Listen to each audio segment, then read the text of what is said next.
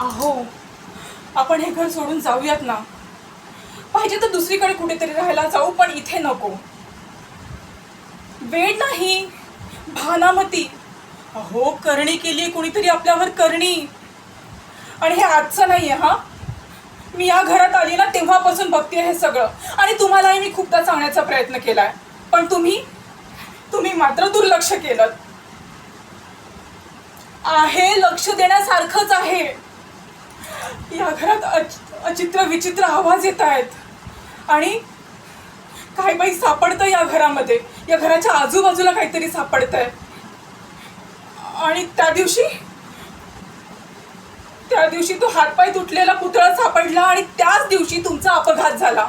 आणि महेशही त्याच वेळी आजारी पडला.